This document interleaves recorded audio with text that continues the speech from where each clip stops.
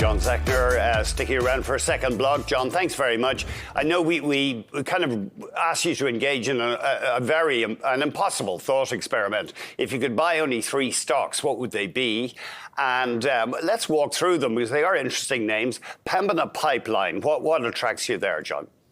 Well, the theme I sort of went on these picks, Andy, was basically energy infrastructure. And the way I'm looking at it, in Canada right now, you want to get things that are a little more tariff protected.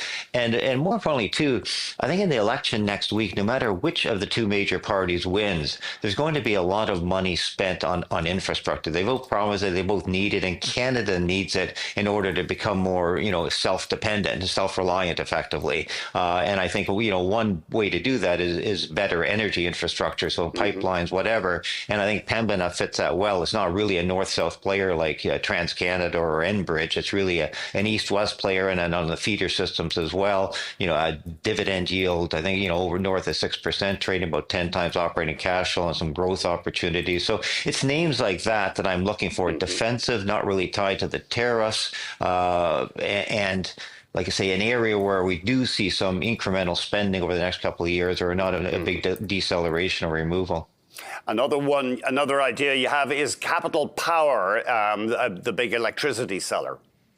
Yeah, a similar story. Alberta-based, and a lot of, for the data center expansion, a lot of the power generation is going to be localized. Natural gas processing plants. These guys are, able to sort of get into the electrical, provide more. What I liked really is they did a major financing last week for an acquisition they've got lined up, and it was, a $350 billion financing at a 6% discount to the closing market price. And we're long, and the stock's going down in the morning, and we got a little on the deal, but it was a huge cutbacks on the deal. And then by the end of the next day, not only did it come back to where it closed, but it actually closed higher on the day, despite the stock being done at a 6% discount. All that tells you is there's tremendous demand for these kinds of stocks. Good dividend yields, you've got some earnings growth, cash flow growth, and in the right spot right now. And again, I think you'll see more approvals and faster approvals. Either the Conservatives or the Liberals get in. I think they're both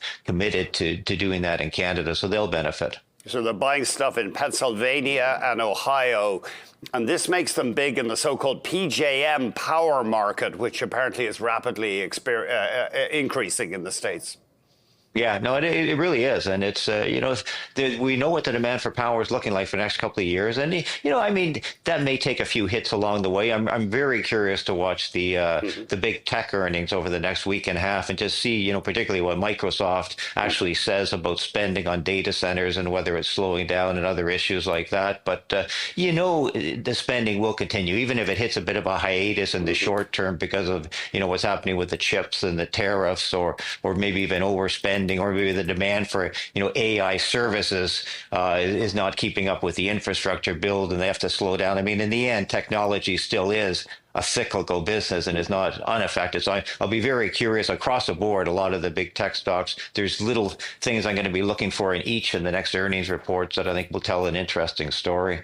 And then your final idea, MDA Space.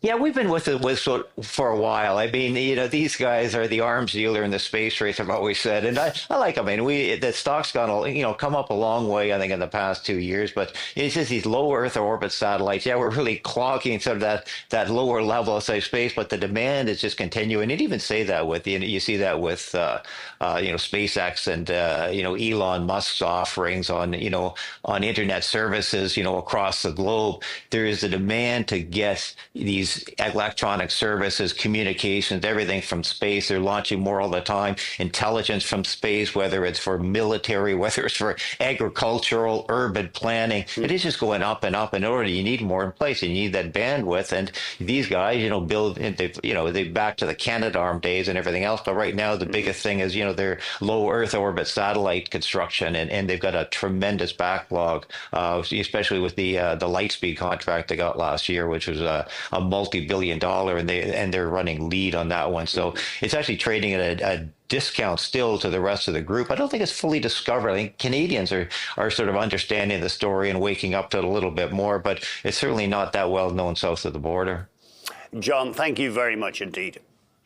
All right, Andy, thanks. Thanks. Have a good one, John. Have a great week. John Zechner, chairman and founder of Zechner Associates. Coming up, the